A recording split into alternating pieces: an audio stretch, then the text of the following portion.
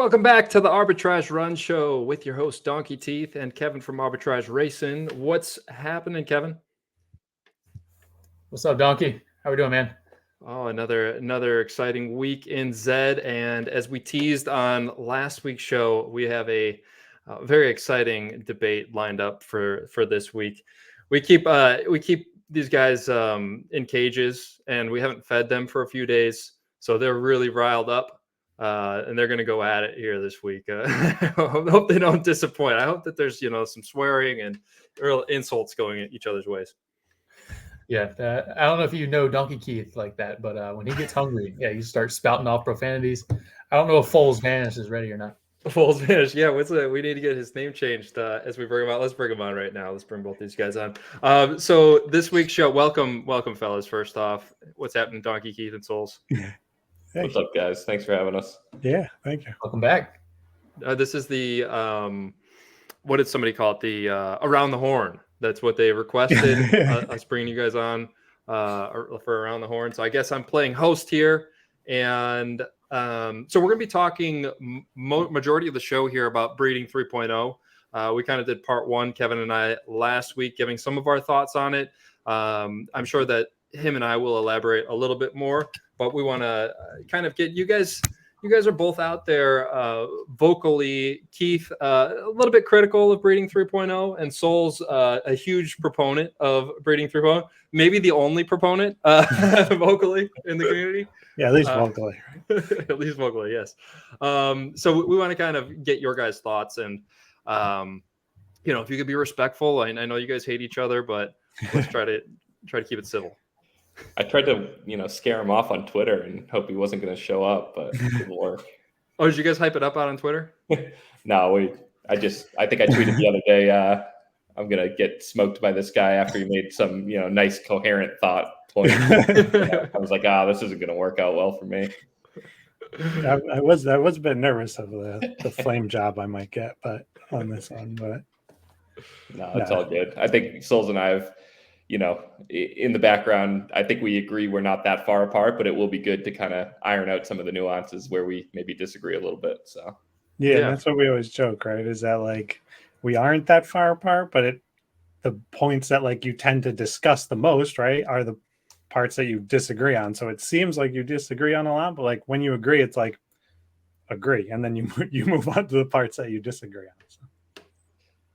Yeah, well, I said this to you guys. I think that's most of life. We all agree on 99% of things, but it's that 1%, and we all focus on it, and it causes a lot of chaos and argument in the world. But hey, that's life, right? Yeah. So before we dive in here, guys, just a couple of points of clarification that we wanted to get out there from things that we've seen people confused about in the community. And we think it's kind of at least give our understanding on these things. The first one is super breeds, and Kevin wasn't clear on this. He kind of brought it up to me. I was asking what should we talk about other than Breeding 3.0? And so super breeds, how they work in practice, from what Facundo has been saying on Twitter and in Discord, it sounds like they are not a boost to base ability in any way. They're either I believe the way he phrased it is they make one of distance preference or variance more extreme. So if you get a super breed, whichever, I believe if your horse doesn't have any distance preference, if the horses that you're breeding don't have distance preference, then it'll default to variance and it'll amplify variance. If your horses don't have variance and you get that variance super breed lottery or whatever, then it'll amplify the stability, and you'll end up with, I think that's kind of like the crappy lottery where you hit the penny slots or something like that. It's like I got the stability lottery on super breed, and now I've got maybe a really good double up horse. I guess you hope. We'll see how it works out in practice. But I guess I'll kick it over to you first, Kevin. I guess you thought at first that it was a base ability amplifier, and you've seen other people kind of repeating that. Yeah, I just assumed with it being like a level boost that a lot of the level is driven by base ability, right? But yeah, good to know it's more thought out than that, and it kind of amplifies what you're already getting. I mean, it'd be sick to get like a vanilla bean super variance horse. Like, what would that even be? It would be insane. Yeah, some of these could be just like killers, like right out of the box if they come from two monster parents. Keith, is this your understanding as well, what I kind of said? Yeah, my only one question, I think you hit on it almost perfectly. My one question is, are we sure it can't amplify multiple characteristics? Because I remember the way Facundo kind of explained it was like whatever you would have gotten, you're just going to get like a much more amplified version of that. So without going into nuance, I assumed that meant maybe you get a little DP boost, maybe you get a little variance boost on top of that. So you're kind of getting a little bit of both, but maybe you heard better that it's one or the other, and it's going to kind of pick the attribute that would most be expressed in that. But otherwise, yeah, exactly the way you explained it. Yeah, I can't say I'm sure of anything. I know that there's some information that Facundo has said should be getting released hopefully soon before Super Breed's actually launched to kind of clarify all of this type of stuff. But that's my understanding, is that it's one or the other. Souls, any other color to add to this? I agree. I wasn't sure if it could be both kind of amplified, and I think it makes a lot of sense because distance preference and variance like pretty much had their wings clipped in 2.0. Like it was, you couldn't pass it on anywhere near. So this kind of actually, seems like it might get you up to kind of where the parents were, or maybe even above that, which was pretty much impossible in 2.0. Yeah, I think Facundo kind of alluded to that you certainly can be better than the parent. So, and the one other key thing to Donkey, I don't know that you touched on, was you're going to get, it's all relative to the full you would have produced, right? So you can't, this is not a lotto where you're smashing two, shitty horses together and getting RSB, right? An RSB and a Supreme kid is going to produce a massively better super breed than, two C4 gens, right? So that's the other key too, is like people shouldn't, it is a lotto in some respects, but like don't just be smashing things together hoping for a super breed, because you're probably going to be pretty disappointed if you get one in on the wrong combination. So. Gosh, imagine if that combo got a super breed. That's like my wet dream. I mean, like, you guys, we don't know how rare it's going to be. I mean, the commentary is this will not be an everyday occurrence, but you certainly have enough horses that I would imagine at some point one of those awesome combinations will do it, and that's going to be like pretty cool to see. It's going to suck to race against, but hitting those two C1 parent combos, to get ultra variants or DP is going to be pretty cool. Like, I know Donkey and I obviously would love to hit one with Crimson and get like an ultimate, DP sprinter, and kind of see what that would look like. So there's going to be some really cool outcomes, even with lower class horses. If they still have extreme DP or extreme variance, you can still get pretty cool results. And imagine the disappointment if you're just breeding like two of your lowest end horses together that you would ever breed, and you end up hitting that super breed. It's like, I just wasted that 1 in 1,000 super breed. Like when you hit the variance run in a free race and you're like, why did I do that? Yeah, but much worse. Okay, picking up the speed here, guys. I think this one we don't really need to talk about, but just wanted to clarify. We're going to talk about, hopefully we'll have time after the breeding 3.0 debate to talk a little bit about the potential. I believe it's coming. I don't know if it's potential or it's official, but it's been talked about quite a bit. Facundo talked about it on the spaces with Dan Chan. Proposed buying and selling of XP down the road. I don't know what the time frame would be on that, or if it is official, but I think that there maybe is a little bit of misunderstanding in the community. It's not Zed. Zed would never sell XP to anybody. It would be a portion of the XP that your horse wins in a race would be eligible to be placed on other horses in your stable or sold. So it's only from other players, this secondary market that, again, proposed. I don't know if it's official or not, but just kind of wanted to clarify that. And, we'll talk, hopefully, like I said, a little bit more about the pros and cons of that and see kind of your guys' thoughts on it a little bit later in the show. There's some debate going on right now about whether leveling up is actually making horses faster or not, as advertised, because it's supposed to increase the average speed. And we've talked about this quite a bit in our chats. It seems like the data currently is showing like an equal number of horses getting faster and slower, which has some people questioning whether it's actually working. I think, Souls, you're probably the person here that's deepest in the data and probably I mean, you and Kevin both have a great grasp on how the racing algorithm actually works and how baseability is being applied. And I think you don't seem super concerned about what the data is showing right now. We know that each race kind of has like, some races are fast and some races are slow, right? And so that's going to create the need for a massive sample to actually see this play out. Is that kind of your feeling right now on it?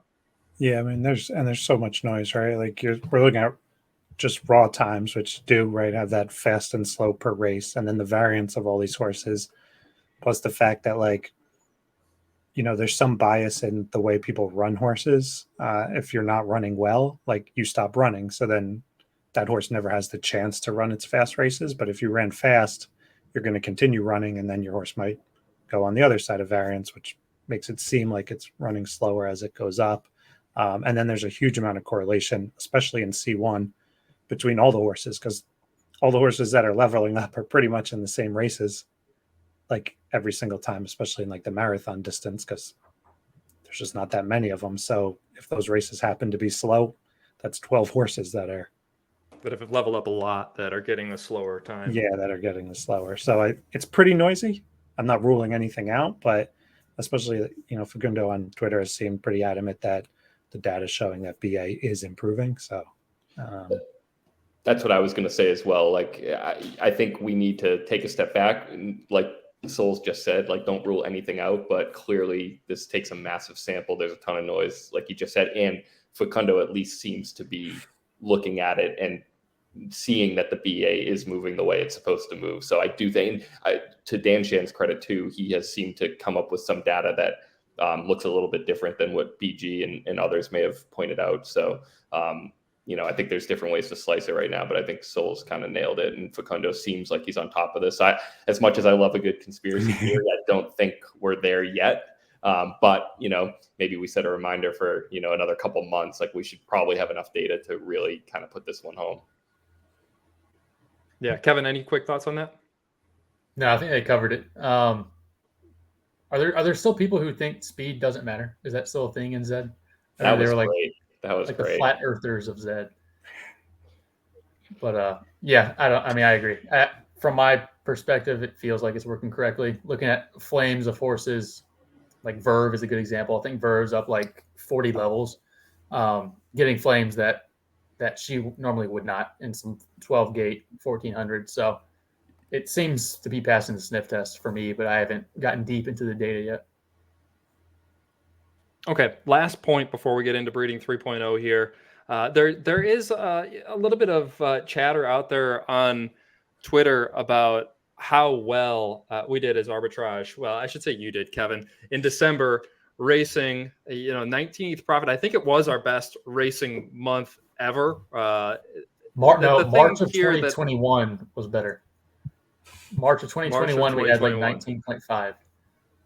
It was the first time they did some new tournament during that, and it blew all of our stats up for that. Was it 2022, right? This was like maybe it was 2022. Yeah. Right. Like C1 the years all I don't think I was together. playing March of 21. So you're on a downward trend. That's right. What I wanted to clarify here is that, so when I went away for the retreat and Metaverse Cup kind of launched, it was a kind of a two-pronged thing. We put pretty much all of our horses into one stable for the past 9 months or whatever since we've been together. I guess maybe it's more than that. Yeah, 9-10 months. We've been running out of two stables, and so I don't think maybe the masses put it together what our total racing profit was between those two stables. Of course, this was a great month, but it's really kind of in line with how we'd been doing over the past 12 months, within a few ETH. So I guess my question here let's kick it to Donkey Keith down there first, because, he's not part of the Arbitrage team. Do you think that it is a concern, like how far ahead Arbitrage is in racing profits, as some of these people out there are saying? And let me say, you haven't been paid for this answer here. Yeah, where's my cut? No, I think there are two ways to look at it. I think as much as, and we will talk about breeding being a quote unquote rug, especially for probably more of your horses than anyone's, where you could get the value for the studs and the value for the premium foals and everything you've built out on Arbitrage.Run. I do think the flip side of that, where you now cannot breed these quote unquote monsters that go right into mid to high C1 and compete, is these top end horses. I think you guys said it on last week's show perfectly, are never going to be more advantaged than they are right now. They started at higher levels. They are, still leveling up and not getting caught quite as quickly. That will probably change over time. So I do think one way of looking at it is you guys are just playing the game, and having some of the better horses is playing massively to your advantage right now as other people try to play and level up. And there's been some weeks of good liquidity here, maybe not the last week and a half or so, where there was a ton of racing action. So you just needed to be involved and you were picking off, kind of weaker opponents. The flip side, I think, is a reasonable concern is, are you, in doing so and in making so much money, turning people off? Or I think someone put it, I forget the exact words, but like biting the hand that feeds you, basically, like, are you going to suck so much out of this that it, deters others from playing?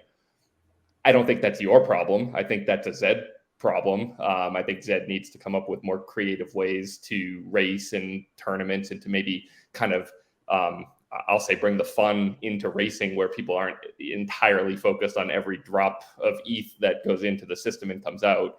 But, I think it's a valid thing for people to be worried about. But I think, like you outlined, Donkey, I mean, you guys have been plus or minus the same level, basically every month for the last several months. Obviously, Racing 3.0 started off, Racing 2.0 started off very well for you guys. And I think that's where most of the profit came, when some tournaments ran earlier in December. And there was just a ton of liquidity there. So I think that's just part of the game. But, no one should be looking at you guys saying you're doing anything wrong by any means. Well, I don't think anybody is. I think another part to it too that you didn't hit on there, Keith, is that the gap between us this month and the second best stable was wider than probably it's ever been, which I think is a testament to things working. The money is being spread out. It's just we did really well as well. So like everybody else kind of bunched up below. Another thing that Souls, I think you've talked about before, is like I hear the argument of it turning people off, but also it's this carrot, right? That it's possible to do something like this that will hopefully attract users into the ecosystem. I think you've talked about that before, right, Souls? Yeah, and that's what I was going to say, right? Every game needs a carrot in a sense, like, with DFS, it's the milli makers or whatever, and eventually we'll have them. But if they limited it to everybody could only make one ETH, like, then, like, obviously that's an extreme example, but you see the point where, like, would you be as enticed to know that, like, that was your cap? But, on the other hand, you can take it from humble beginnings and build this empire, with a lot of work and strategic thinking and like top grade moves. So I think it's more like,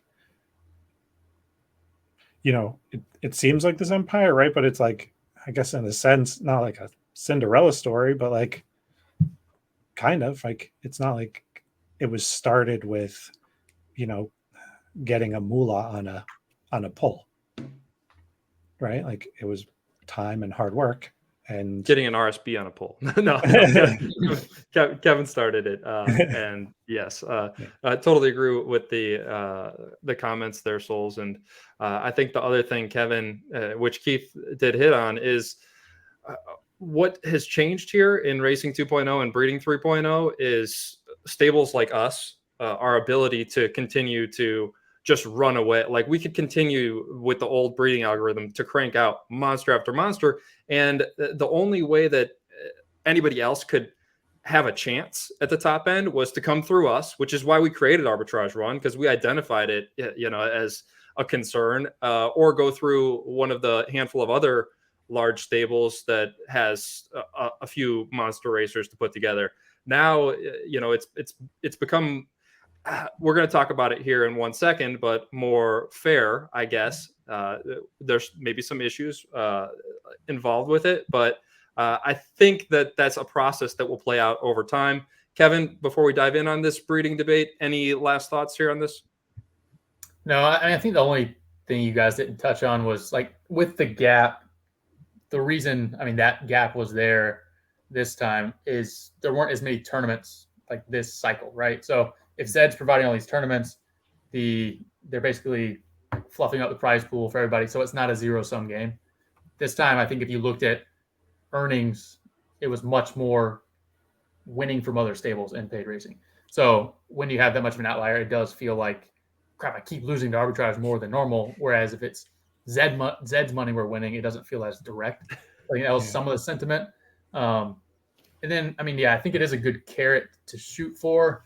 I fully understand the issue people have is that like the deck seems extremely stacked against them because there's no horses being bred as good as the ones we have.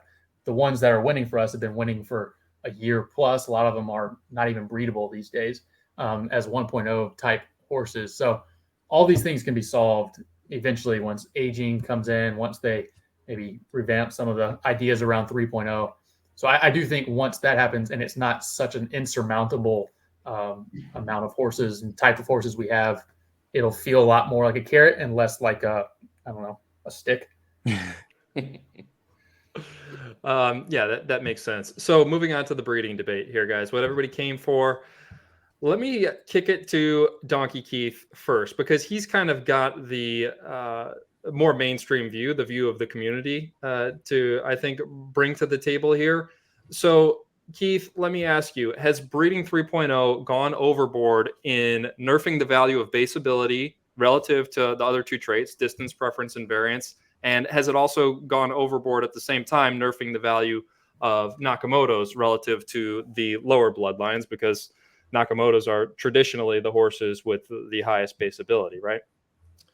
Yeah, so I will say yes to both of those. And I want to preempt all of this with agreeing with, I think Kevin kind of put this point home on last week's show, where the biggest issue, I think, with all of this was communication. Because I think we could have all gotten our arms around this if we knew what was coming. And I want to just say too, like my issues that, I've been, people have pointed fingers and said, you're just saying all this to protect your bag. I'm really not. Like, I don't have any of these like Tishas or RSBs or whatever that would command these massive premiums that I'm no longer getting. I was a net spender in breeding, but to me, it was about the fun, which we'll get into, I'm sure. But I'm actually most concerned for the people who came in and bought these bloodlines and bought these bred horses that they could then build upon going forward. To me, that's where the biggest quote unquote rug has come from. So that's not your direct question yet. I think we'll touch on that later. But yes, I do think BA should be as important a piece to be passing down as it was in 2.0. Was 2.0 perfect? No. I would throw out hopefully at some point during this debate, we can kind of bring up the topic of power creep, because I still haven't fully gotten a good answer as to why power creep now. In hindsight, everyone thinks they were an expert saying power creep was going to destroy the game, when I never saw anyone say that, for the last 8 months.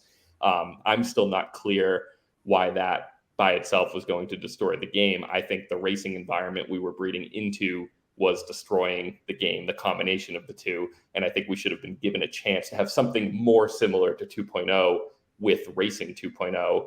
Could you have adjusted the gen lotto? Yes. Could you have done other things like that? Of course. But I think to nerf the BA, back to your original question, it just takes away like a true attribute of the racers, and you're no longer passing down the genes from those racers. Like, why don't we just go fully random? I know that's more extreme, but like that's kind of my whole point. Like, the fun for me for breeding was going down the line and breeding out these, elites and crosses and whatnot. And this whole new system has basically said, well, those horses can never compete at the highest level. And to me, like, it's just not fun without that. So I'll stop there. I'm rambling, but I need one of those signs like, you got 10 seconds left here in this debate. I'm done. We'll kick it over to Souls here. Souls, your response to everything Keith has said here? I mean, do I think it was overboard? No. Do I think that there's room to, like, where all of us would draw our particular line, like maybe in different spots, but do I think that it went way overboard in one direction? No, I don't think so. I mean, if breeding 2.0, like variance and distance preference clearly like did not pass down as well as BA. So if from 2.0 they all passed down the same percentage, which was like maybe like 50% of the average, would we have said, would it have been that big of a difference, right? They all get passed down the same. And in effect, it's kind of how it is now, but we'd need to know the exact thing. In terms of the power creep part, Vinny and I, like pretty early on in 2.0 breeding, we're like going through the data and looking through, and he had said to me, like at one point, like we pulled out some graphs and things, and he's like, dude, this is like pretty insane. You're pretty much like, a lot of us can breed a Genesis Nakamoto, the equivalent, every single cycle. So, and we started to see it like really quick. Like what was the point of breeding with a Genesis Nakamoto when everybody was breeding them like every single month? There were elite, like Blumel, right, is a exclusive, and down to Pacers even were like these really strong horses that you'd much rather breed with than a Genesis Nakamoto. They were just losing their potential because that BA was stacking so quick. And and that's kind of when I had gone on my like, everybody needs to be breeding all of their horses every single month because this stacking thing was outpacing horses so fast. And that was the fear. In 12 months, I don't see any reason why you would have bred with a Genesis Nakamoto. Like there were going to be exclusives and elites and Pacers that were going to absolutely crush them, and you'd much rather breed with those. I mean, the only reason is to maybe get some more breeds out of it, but for power level, it would have been useless. Legendaries the pool of like how legendaries could breed, right? Like the total outcomes, even if you bred RSB and Supreme every single month, that was very limited, but exclusives could get stronger. Eventually there's going to be no reason to breed with Genesis now. Souls, can I jump in though? Like what you said is valid, and it's probably the best answer to why power creep was going to potentially destroy the game. But to the point of why would you breed with a Genesis Nakamoto? Can't I ask you that right now as well for 95% of them? Because I wouldn't. Yeah, because I they're wouldn't going to pay be the minimum ones that to breed with most of them. I mean, I think that's more of a racing incentive thing, right? Like if C1 was the most incentivized, you by far would want to breed with the Nakamoto Genesis the most because they're hitting, especially at the high end, the higher levels, they're hitting like 70-75% plus into C1. So I think that's more of an incentive and racing thing than they're certainly breeding the best. Like nobody can say they're not. Like Buter and Legendaries were breeding maybe like 1% into C1, and a lot of those you had to breed with a Nakamoto or a higher bloodline to get into C1. So that was 1% 2.0. It's maybe around 10% now. And you're looking at 70% plus for Nakamoto Legendaries. So I think that's an incentive issue.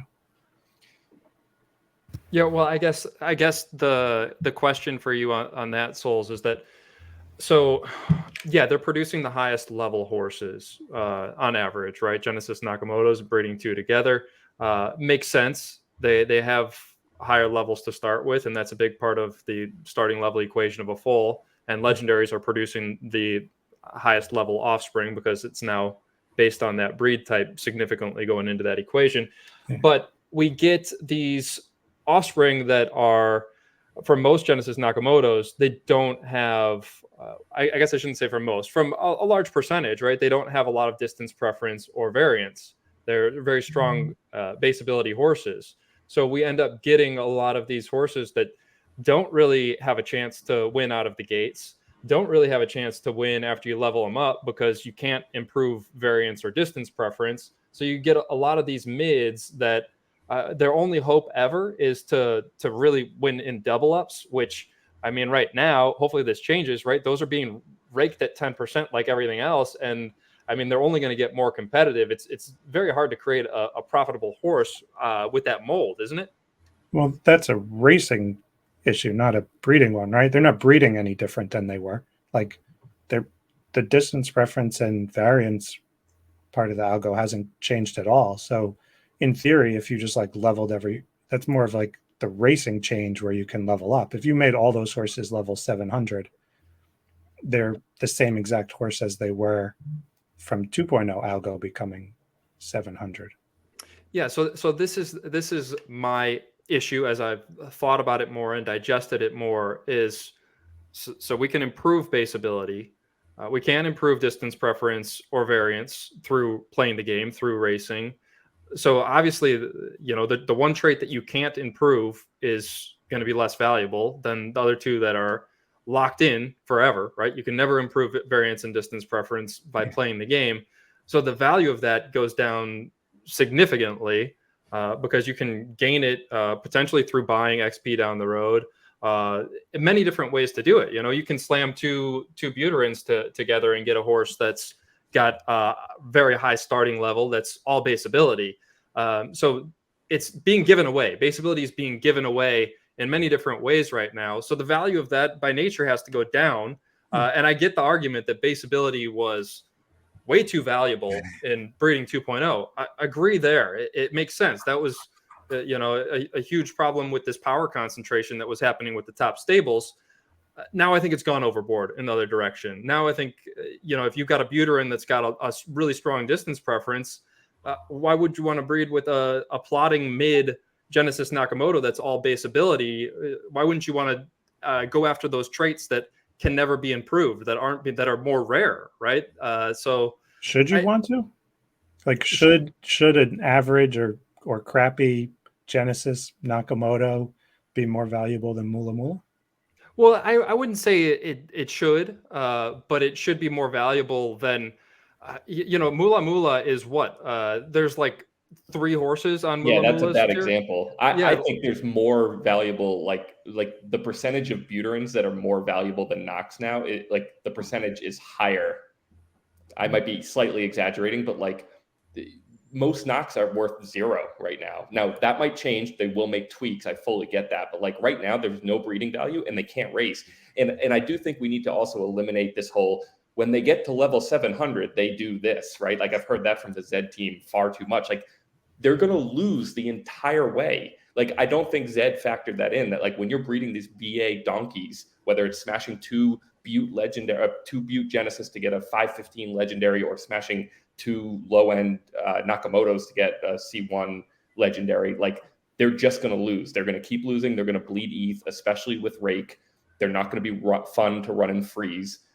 This whole idea of getting to level 700 and you might have the best double up horse in the game, that's nonsense. That will literally, well, I shouldn't say it will never happen. Whoever does it will lose a ton of money doing it and probably still won't have, like Donkey said, a super profitable horse. So I just think Buttes, though, that, right? What's the that? Buttes, same for the Buttes that get the, that fall in. Right, but here's the key, more Buttes. So the reason Buttes were sold, at drop for $100 and Nox were sold for $30,000 was on average, the power of a Nakamoto is extremely higher than a Butte, right? We all agree on that. Most of that power in most cases comes from BA. And then when you get the random RSBs and, Supremes and whoever that have either variants or DP, that's where you get the clear monsters. But what now is being emphasized is there are plenty of Butte gens that have more variants than every single Nakamoto Genesis. And that now is more valuable to breed with. Yes, you're not getting the base ability with it, but base ability just gets assigned by breed type. So yes, maybe you're not going to get quite the 520 or whatever, but if you can breed a 460, but it came from 2 massive variants Buttes, that's way more valuable, because that at level 700 could be the best horse in the game. It will never be the best horse in the game to smash 2 high BA Genesis Nox together and get to level 700. So that's where I say, the only horses worth buying right now are Genesis Buttes and maybe, the random Finny and whatnot. But these Buttes have legit variants, and they can be a level 275 and still have legit variants. They just have no BA, right? So that's why they're leveled. But that's a racing, I think that's a racing. That's a breeding thing, because it's not, though, because even if they took all the Buttes and could only make them 450s, right, instead of 550, you're saying it's the same thing, right? It's more about that they could level, But that's the key of the game now, right? Like we're being told you make a horse and then, but don't worry about what it starts like, worry about what it could look like down the road when you level. Well, don't I want to level something that actually has DP or variance, not level something that's going to be an A-shaped, disaster the whole way? I guess I just mean if we went back to breeding 2.0, it doesn't, it's because of the racing and leveling up that all these, right? Maybe I'm not. Well, I think I don't know if I'm explaining it. let's see. So let me see if I can say what I think Keith is saying in a different way, and then I'll kick it over to you, Souls, and then Kevin, if you got any color to add, because we're kind of boxing Kevin out up there in his popcorn. So yes, I think these racing and breeding are obviously they're intricately intertwined. I don't think we can separate it into just a racing problem, because the racing mechanics, a lot of them aren't going to change, right? The value of variance and distance preference is always going to be there because of how racing works mechanically, right? So that's not going to change. Yes, there's incentive issues and whatnot, but the value of distance preference and variance is always going to be there. So when you have a Buterin that was, maybe a class 4 profitable horse before in racing 1.0, because it had very low base ability, but maybe it was a really strong distance preference. Now suddenly that horse can breed level 5 30 and have all of that base ability that it didn't have just filled in magically, and it can have really strong distance preference. I don't think that is, fair is a weird word, but for that shitty horse, it was a shitty horse, and that's why it was sold for $100. Yes, you had the chance at hitting the lottery on a Mula Mula or a Marajo. I don't think it's reasonable that suddenly that horse now becomes more valuable than a 1600 Nakamoto. Now I understand that there are racing issues too, but I think that that's what Keith is kind of getting at here. I do have a couple. I don't think this is a massive issue. I think that it was just overdone slightly, and it wasn't maybe like, you don't know how it's going to play out until you see it. So I do have a couple small proposals to throw out here after, but I want to give you a chance to respond to this thought real quick, Souls, and then kick it over to Kevin after you're done for any color to add to this. Yeah, I mean, I think it's just more of where the way the game is going in a sense. I think all Genesis Nakamoto went up in value long term for like a lot of reasons, especially compared to 2.0. In 2.0, they were going to be useless, 100%. Like, there's no question about it. In 12 months, there was going to be almost no reason to breed. There almost was, right? Like, besides the top, like, 5%. But, and in this way, I think there will be other reasons to breed with them, but especially like keeping that exclusive line. But let's say we added right now to all Genesis Nakamoto, we added 30 levels right off the bat. Like whatever they bred, Genesis Nakamoto got 30 more levels added to it of BA because they were BA horses. Like in 6 months, when all horses are like 650, what does that do? Like we're in the same boat. We're kicking the can down the road, right? Like, so even if you made it breeding 2.0, like those horses they're not going to be, you won't have that power creep because we can't have it anymore because we realize like they're going to, like that was an issue. So, once horses are 650 or 6 whatever, breeding 550s won't be in the same boat now. But won't breeding 550s be better than breeding 505s, which is what we're going to be doing now when every horse, like we're going to have a major issue, to use your exact example, when every horse is 650, like breeding a new horse is going to be, they're going to have to segment it differently, which is my point all along. Like, couldn't they have just done that with power creep? Now, your points on power creep are valid. They could have tweaked the breeding algorithm without a massive overhaul. And I think they could have dealt with power creep the way they're going to kind of have to deal with it now. Power creep is just named progression, right? It's not breeding power creep, it's racing power creep. And when all the horses have leveled up, you can't breed anything close to them. So those new horses automatically get stomped unless you continue to segment everything down. You could have segmented, segmentation. Right, but you could have segmented to balance out the power creep from 2.0 as well, while making slight tweaks. Like, I'm with you. I don't think Pacers should have been leveling up BA. Like, I think you could have knocked it down as you went down the line, but like the way they did it now, it like knocked it down from the complete get-go. But I want to pause because I do want to hear what Kevin has to say too.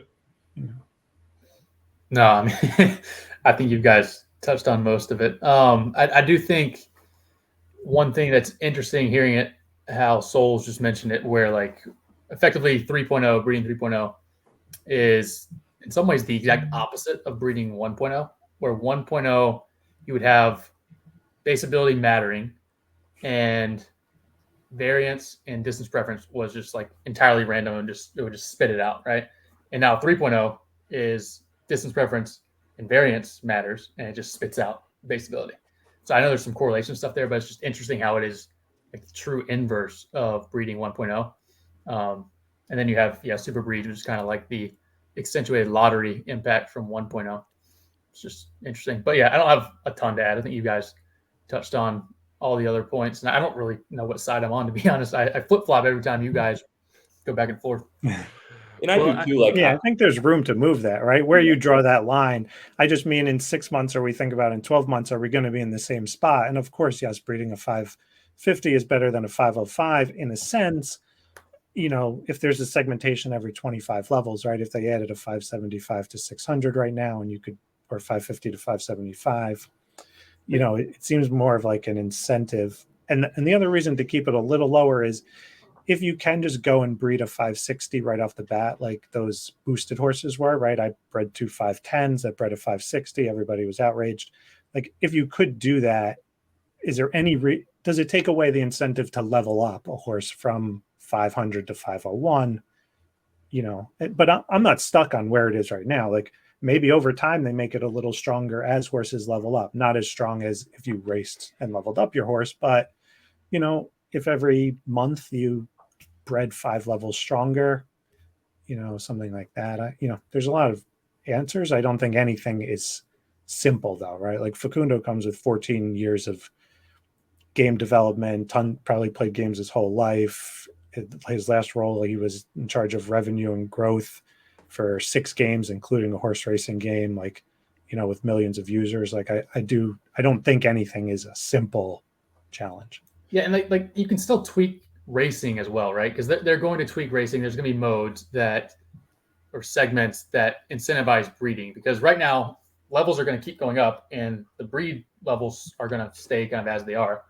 So you're going to get more and more or less and less incentivized to breed, and they get a lot of income from breeding, right? So they're going to do something to incentivize breeding, whether it's a 3.0 only class, whether it's a first 60 days only class, something like that is going to happen to add value back in this. And then who's to say they don't design like a racing format that values these really stable, no distance preference horses to add value, right? Like, what if they do a tournament that is 5 random distances and top half advances every time? Then you don't want a variance distance preference horse. You want that 16 who's going to come in 5th in every field. So they could 5 easily rounds, right? And make it fit towards this new breeding model to add value to that type of breed. Yeah. So I mean, generally I agree with all you guys, to be honest, different parts of it. And I think that's what kind of where we started off this conversation. But I do want to throw out here's the thing, Souls, with what you said. I feel like what you're talking about, kicking the can down the road and this level, I have no issue with that. I have no issue with these horses coming out at lower levels. I think that's totally fine. That's just a recalibration mentally that the community needs to do. My concern, what I've identified as an issue, is the devaluing of base ability relative to the other traits. So here's my proposed solution, is to bring value back to these base ability Genesis Nakamoto's and even the base ability legendaries, which did have quite a bit of breeding value before this change. My solution is to make a small tweak to the breeding algorithm to where there's a weighted function in there that looks at the base ability of the 2 parents when the breed is done. And so right now, how variance and distance preference are determined for the full is there's a lot of randomness in that, right? Like, there's degradation going on. You lose a bit of it because it's the same way that it was in 2.0. So we already know that. So giving horses the higher your base ability is, the more beneficial outcome you get when that randomness comes. So just kind of give them a little bit of a boost on average. It's not going to happen every time, right? But then a Buterin that has very low base ability but strong distance preference is no longer as valuable in the breeding barn as, you know, a mid Genesis Nakamoto that's all base ability, because it's got that amplification going on. But it's not a super breed type amplification. It's not, because super breeds, they're really going to elevate that level of distance preference or variance. So I'm just saying, you know, just a little tweak there to elevate the value of these horses that have really high base ability in the breeding barn. Now I heard because I've been kind of throwing this out there.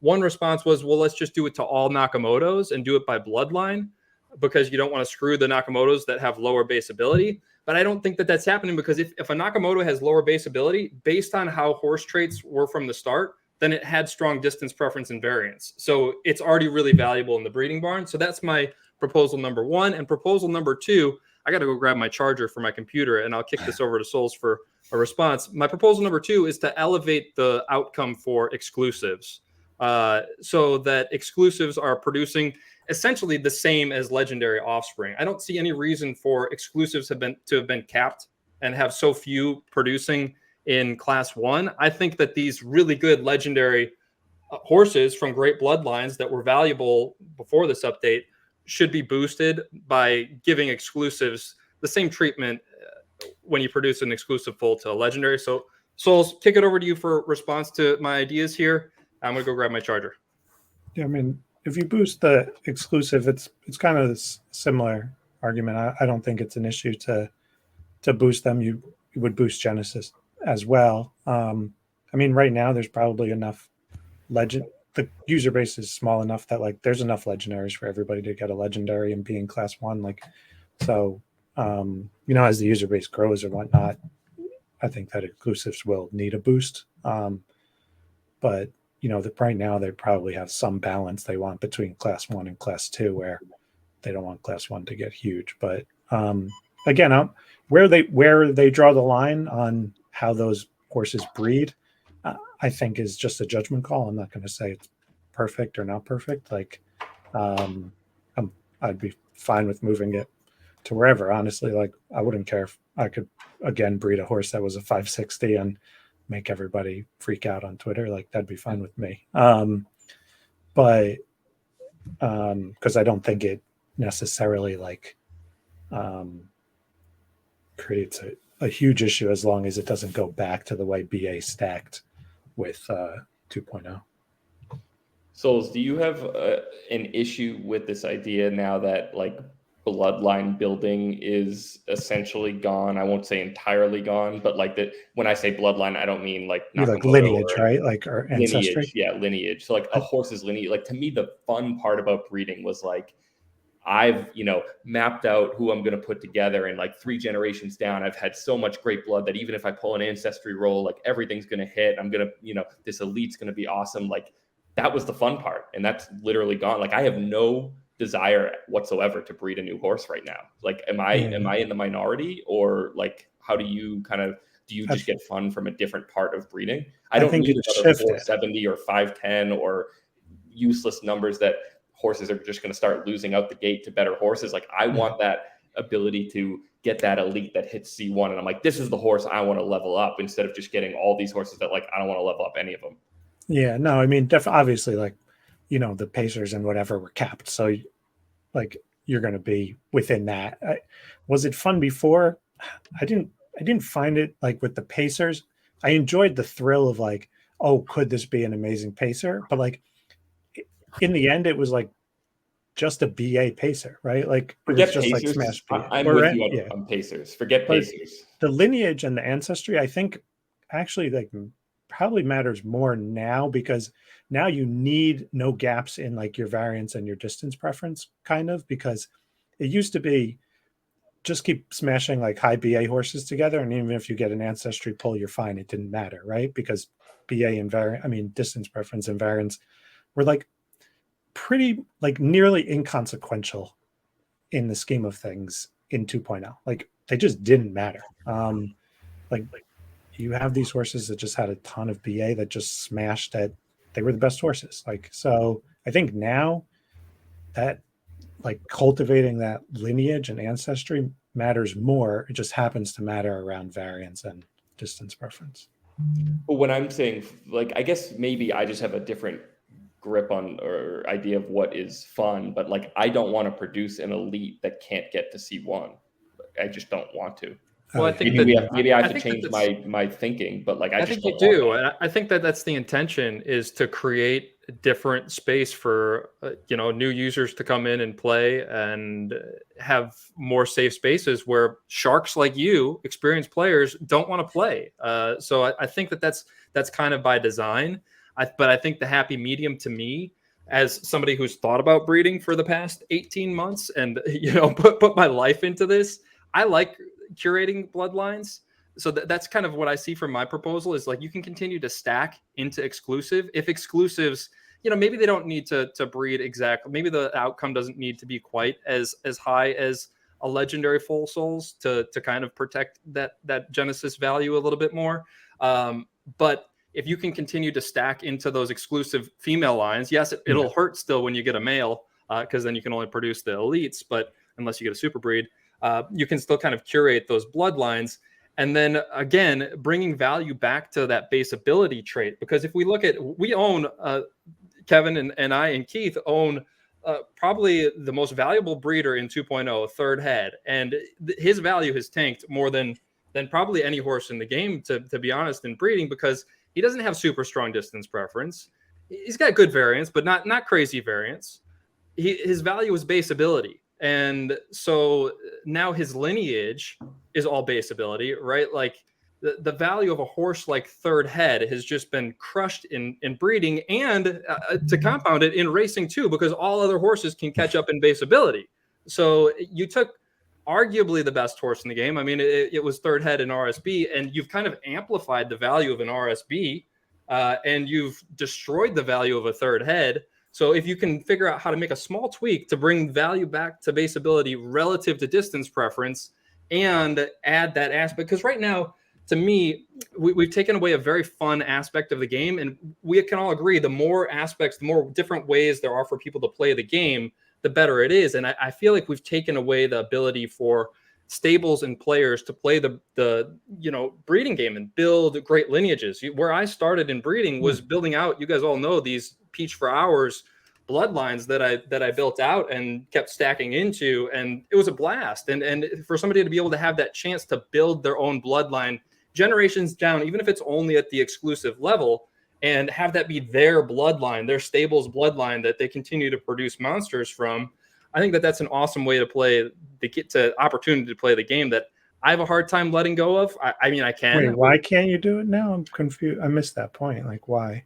Because I think that ancestry, maybe a straight BA horse has a little bit less, but like, you can in distance preference and variance. yeah, right. So it's a different game, right? But I don't think that's fair to, again, fair, weird word. I don't think that's best to do to these BA horses that, I mean, that's again, the reason they were valued at the crazy drop prices they were, was based on base ability. That's the differentiating trait. Oh yeah, I see that. But I think So you're saying that, right? The BA has kind of taken the biggest, like BA had the biggest hit and biggest gain by far in 2.0. Like, it wasn't like, no questions about it. And then it feels like this is a huge pullback now. Is it, like, from then? And I agree. I mean, it is. And then it's just like, where does the needle settle? Yeah. Right. But it's also like, sorry, Tonki, just to interrupt on the same exact point. Like, the game has now changed from, like, everyone wants instant gratification, right? Like, you've heard, bring back odds. And I've actually, like, for the first time said, yeah, fuck it. Like, bring back, I've never wanted odds, but like, odds make certain things fun that, like, I don't think we get now, because here's my point. This whole idea of breeding out lineages, like, yes, you can technically still do it, but like, the further you go, you're just getting lower starting level horses. And the fun, there's no more instant gratification of, I bred a good horse. Maybe you bred a good horse 100 levels from now, but that's not fun. Like, grinding XP is not a fun game. That's So an easy fix, though, Keith. That's what Souls is talking about, being a racing issue, not having the segmentation, not having these places to just race against other 3.0s for a long time and see, well, this horse is dominant and it's winning money hand over fist against other 3.0s. Yeah, it was a great breed, right? hey, I'm all in favor of removing classes. Like that's been my thing from the beginning, is like segmentation is actually a bad thing. So this idea of like a 2-month grace period is fine, but like you're gonna then, you know, get rid of people who are ending up on the low end of that spectrum. So like you're always gonna have someone that's unhappy. But to me, this idea of like breeding is an instant gratification game, and that instant gratification now is like almost entirely gone. And I also want to say one other thing too. Like I agree with you on Third Head that like that probably had the most value loss with all these changes, which again is fine. Like nothing I'm talking about is pumping my bag for my small ownership in Third Head, but like I don't agree with you that the value of RSB has gone up. I think the value of all the premium assets has come down, and the value of like the low end Genesis has come up. But to me, there's this idea now that I've said to Donkey in private, like I don't like that Facundo is talking about the values in the ecosystem, because I think that's not his primary objective as a game developer.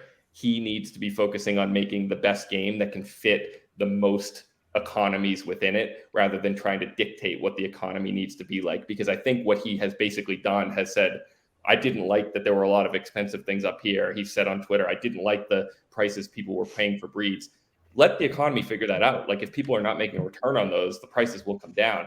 But we've now just collapsed everything into the middle. And we went back to this idea earlier. You guys were talking about like arbitrage making 19 ETH in December. Like I love that. Like that is a way, hey, I can, with a lot of work, like Soul said, I can put in the time and get this outcome. Like you now can't, like that is diminishing, because like, yes, you guys are going to take advantage right now having the head start, but like eventually we're compressing the value of everything. That like there is no lottery, there is no upside relative to what there was before, especially when it comes to breeding. So I have an issue with like the whole idea that like we need to make this more accessible to everyone and bring in the values. That's great for the low end in the near term, but it also significantly caps what the low end can become in the long term. And I think that's an issue. I think that there's a significant misunderstanding with text communication on social media. So I completely disagree with what you're saying. First off, I think that, yes, Facundo's goal is to create the best game possible that's going to be able to scale. Part of that is creating an economy that is healthy, and that has to be kept in sight. So I want to just jump in right here and add a little addendum to the show, because I did not quite get to my entire point here. And I think that this is a really important topic for everyone in the community. I saw several members of the community really concerned about this comment, as Keith was kind of alluding to here in this segment. And so I'm pulling up the tweet that Keith was referring to here from Facundo, and I'm going to give my understanding and why I think that there's some misunderstanding going on of what he was saying here. And I'll try to do it as quickly as I can so we can get you back to the rest of the show. There's a little bit left. And hopefully we can get Facundo on. I'm going to reach out to Facundo and try to set something up in the near future for him to make an appearance on the Arbitrage.Run show, give some clarity on this point and some of the stuff we've been talking about with breeding 3.0 and anything else that anybody wants us to talk to Facundo about. But anyway, so here's the tweet that Keith is referring to, where Facundo goes into price. And this is kind of the context. You can read through here. It's in the context of power creep, which we already kind of touched on earlier in the show, and Souls kind of outlined that. So here's what Facundo says, and where he's referring to the price of premium foals and the power concentration, and how he had identified that as an issue. So the way that I understand this tweet and these comments from Facundo is differently than the way Keith and some other people that are concerned about these comments regarding price. So I don't think, from my point of view, I don't think that Facundo necessarily has an issue with the prices themselves. So like we were selling RSB, Supreme Polarity, like that offspring. I mean, we were selling it. I think we may have only sold one. And I think it was sold for like 3.5 Ethereum or something like that. Again, Ethereum right now is like $1,200, and it was probably somewhere in this range when we sold it. there were premium fulls that sold for more than that. I want to say there were a couple over 3.5. One of the Grandeur Figure It Out fulls sold for over 5 ETH. I think that may have been the most expensive. So to me, Facundo's issue is not with these prices. The issue is the why of the prices. And I think from his point of view and from my point of view and kind of what Souls has outlined here earlier in the show, the why of these crazy prices, crazy relative to the expected return on the average outcome of that breed. The why of that is because hitting that asymmetrical upside that those offspring had early on in breeding 2.0 was really, that lottery was essentially the only viable way to compete with the top racers, the arbitrage top racers and other top stables racers. So that created really high demand. And having one of those offspring, if you did get that top racer, you were able to then stack into it with that power creep and create even better racers down at the exclusive level and all the way down. And it kind of became exponential. And the people that had those bloodlines became very powerful. So that, I think, is the issue. The demand was really high. Supply is very small at the legendary level, which is kind of that building block to be able to become a powerhouse. So we have to remember that the majority of those premium fulls were duds, with third heads offspring maybe being the only exception to that. I mean, RSB was really good, but the majority of them, if you look back, ended up being duds. Now, people were able to fall back on this illusory, in my opinion, breeding ancestry value, where you could hit that ancestry lotto and you were able to sell those covers at least at minimum for the time being, which depended on, again, that same asymmetrical upside lottery that Kevin has talked about. And because of that asymmetrical upside, people like us, we're not like in a rush to give those offspring up. We're going to price them up to where it makes sense that, we'd rather hold it and have that shot at the asymmetric upside, that lottery for ourselves and be able to make our returns in racing. So this type of system did end up being very Ponzi-ish, because you're kind of just kicking it down and everyone's depending on that only out. And this was not a healthy game loop from Facundo's point of view. And I think that is the issue with the price, is that in the context of the game loop, that price was not okay. And we were doomed to reach a point of exhaustion where people just weren't going to pay those prices anymore because they got burned. Like, there's only so many people that are willing to shell out, $3,000-$4,000. We'd already seen those prices coming down. And then when you add in the context of this power creep that Souls was talking about, where these horses, as you stack the base ability in, become stronger and stronger down the line, eventually you don't even want those lottery legendary offspring anymore. It's going to be lower down the line. Those are going to be more valuable because the base ability becomes higher in them. So hopefully this is making some sense.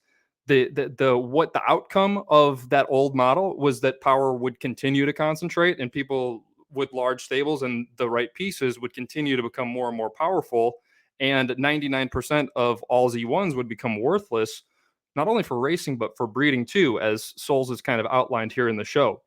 So it really was a house of cards that was doomed to collapse. And it's, I don't want to say it's anybody's fault. It was just nobody knew that would be the ultimate outcome. It's kind of, like I say, one of those things that you don't see until it plays out.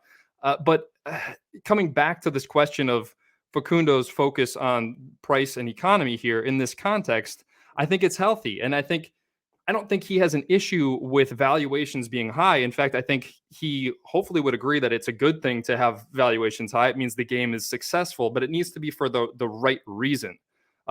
Seeing really high horse prices is good. It'll bring people in, right or wrong. Everybody wants that chance to, have a $1 million horse, right? So if high full valuations were based on reasonable potential to have a racing return on investment in a healthy ecosystem, I think that from Facundo's point of view, that would be a totally different story than the full valuations we saw previously, which were based on, lottery, and that really being the only way to play the game, which is just, that's not a healthy game loop. And I think he's communicated that in other places, but when you see it, laid out in this little bit of text, you lose all that context. And I'll also circle back here to finish this thought. Facundo has alluded to when asked about, World Series of Poker type events.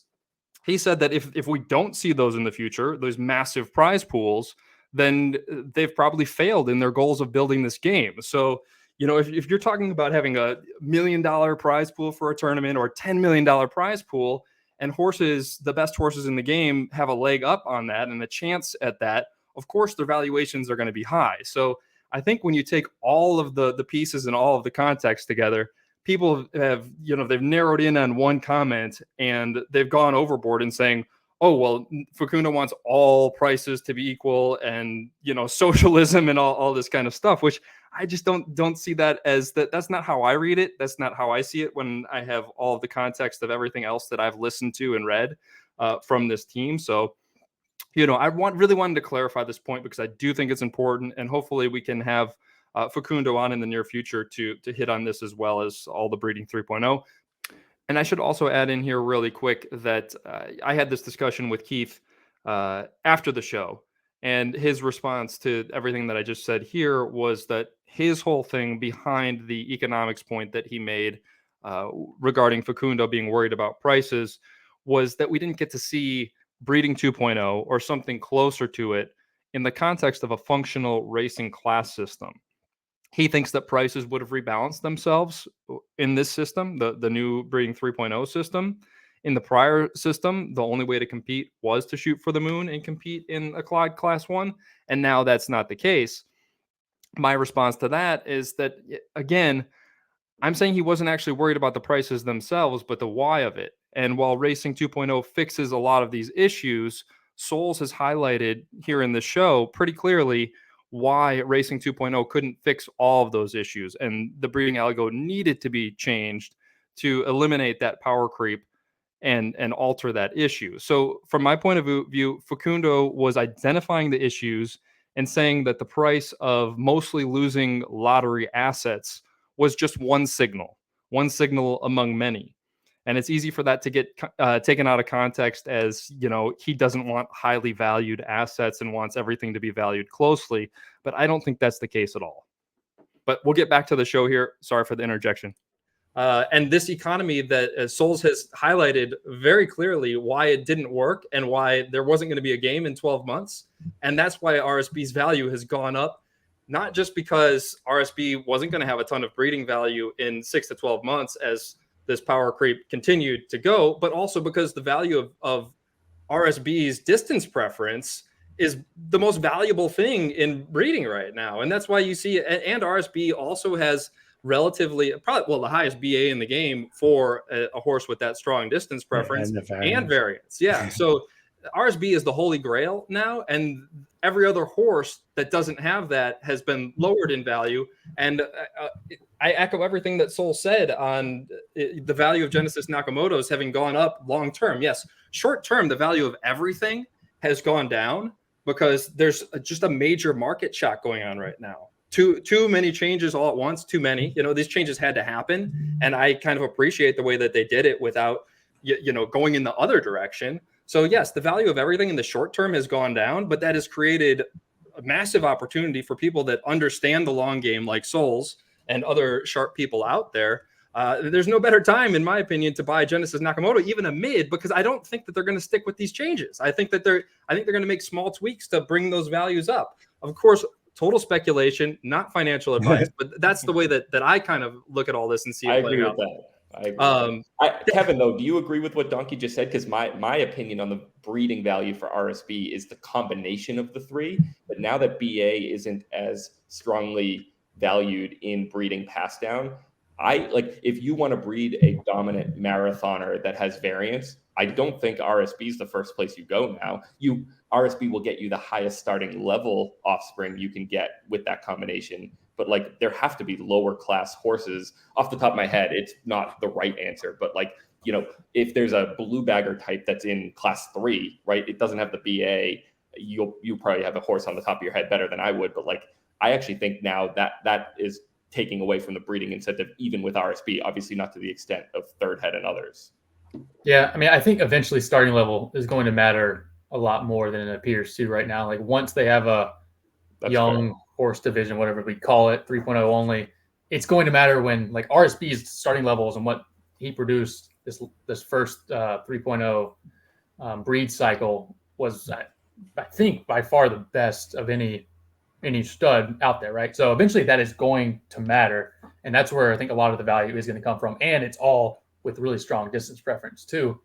The other thing that Donkey mentioned, which I think helps the value for all the premium assets, even though they are hurt short term, is this model is much more sustainable and scalable than the old model.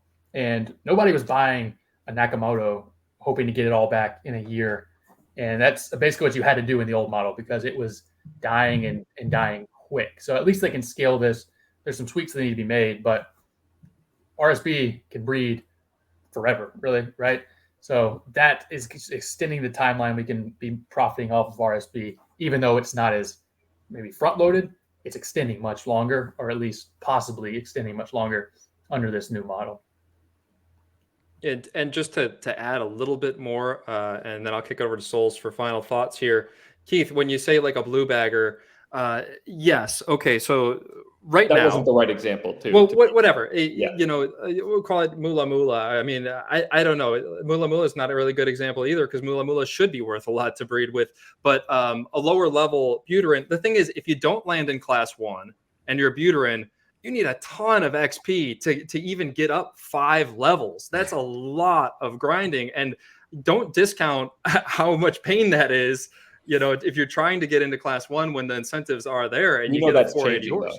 We know that's changing. Like Facundo's been clear that they erred on the side of like a ton of XP now before they have aging and before they have all these other things. Well, I mean, a lot of things are going to change. I think that's another key to keep soon. Like I think that's changing quickly. We'll see. I don't know. I haven't heard. It's happening in the spring in the northern hemisphere. I don't know exactly when anything's changing or how much it's going to change. But Nakamoto's they don't need as much XP to level up, and I think there's a ton of value in that. So take it all for what you will. We're just kind of throwing our opinions out there. I think that's being kind of discounted. Souls, any other final thoughts here as we wrap it up? I mean, it's all, you know, it's a combination, right? Like Marajo was at the top of class 2 and it's taken a month to get, you know, those 5 levels. So like 5 levels from 501 to 505, 506, whatever, it doesn't matter. But down there, you know, you're back a month. But also, yeah, an RSB bred the 530s, right? If they're 10 levels above another horse, that's 10 levels for 200 levels, right? So like that's a big difference, that it's forever, once it gets segmented properly and things like that, that horse is essentially forever going to be 10 levels above its peers who race the same amount and put in the same amount of effort. That's a lot of money over 200 levels, or over time, however long it is, right? And then I'd just say that, I guess kind of the last part is, you know, we will have super breeds. I think that'll bring some of that lotto back. You know, that element of like breeding this great horse, and in a sense the elites, because of the super breeds, can become exclusives and then can hit C1. So it may bring some of that back. I do agree, like, yeah, there was this cool feeling about breeding a lower level and being able to have, like, you know, a class 1 competitive racer. You know, it's a give and take there. And then I've said it for a while because I've seen the writing on the wall. I've played games for a long time. And I said, like, you know, meta changes, be water, because this was like all games happen, right? Like they're going to constantly be changing month over month over month. You got to plan short term, plan long term. And that doesn't mean we can't have, like, you know, respectful disagreements like we have here and on Twitter. But obviously, like us, keep it respectful. You know, there's been some, I get it. It's a shock. I went through it with Mula a year or whatever ago. Like, you know, and people say, oh, that was a bug. Okay, it was a 2-year-old bug. Like, give me a break on it, right? Like, you know, so I understand the shock and the emotions and the passions. That's what makes the community great. Try to do it respectfully, and also remember that the thing that's going to make all the value go up is a great community, and, you know, more people come in, and it doesn't matter what your horse looks like. If there's 10 million people playing the game, you won. Appreciate all that. Donkey Keith, final thoughts, 30 seconds here. Wrap it up. I'm going to be respectful. Souls, I hate you. No. Yeah, no, I think this is a good debate. You know, I don't think any of this is not fixable. So I think there will be tweaks. I think I agree with you, Souls. Be water. I think that's a good way of putting it. I'm still here. I'm not having as much fun right now as I have. I'm hoping that is what changes. I think tournaments and other things can do that. Hopefully breeding will become fun again for me. Maybe they won't, and I'll just race the horses I have, but that's fine too. So not going anywhere. This was fun. So glad we could do it. And we'll probably do it again when we have aging and XP and all that other stuff going on too. Yeah. Thanks, Keith. Appreciate you coming on. You too, Souls. Kevin, final thoughts, 30 seconds, anything? No, I think they covered it. I'm excited for the tournaments that are upcoming. I'll bring it back to racing. We got weekly tournaments coming. I think next week, right? Big 100K prize pool. Sound like, yeah. Yeah, super curious to see how they're going to format them. Are they going to do like you get 20 races and do it? Are they going to, I don't know. They need to think of a way to make you incentivized to race the entire week rather than just parking it as soon as you qualify well. So curious if they evolve into something like that, or if it's going to take them seeing the data of everybody parking Thursday, Friday, Saturday leading up to the tournament. But it's something new, something they brought back from like a year ago. But it is going to be fun playing for those bigger prize pools. Yeah, agreed. Okay, guys, thanks a bunch. I wanted to talk about the buying and selling of XP. Obviously, we didn't have time because we had an awesome Breeding 3.0 debate. Maybe we'll get one of you or both of you, if the scheduling works out, to come back next week and have a chat about that, because it is another hot button topic, whether it's good for the game. And I think you guys probably have some really good thoughts on that. And of course, we're going to get Kevin more back in the mix next week. He's the star of the show. Everybody wants to hear Kevin talk more. So, not about breeding. No, so yeah, we'll hit on that XP stuff and a bunch of other. If you guys have any comments or feedback on this Breeding 3.0 discussion, we would love to hear it in the comments on YouTube or out on Twitter. And if you have any questions or thoughts, we'd love to hear them. Maybe we can hit on them on next week's show. But we're long in the tooth here. So guys, thanks again for coming on. Really appreciate you. You can follow Souls out on Twitter at @2foolsmoolah. You can follow Keith at KKirk55, Kevin at Arbitrage.Run. I'm at ZED.run. If you could subscribe to the show, that would be great. Give it a like. We appreciate all you guys, and I will catch all of you next week. Later, guys. Later.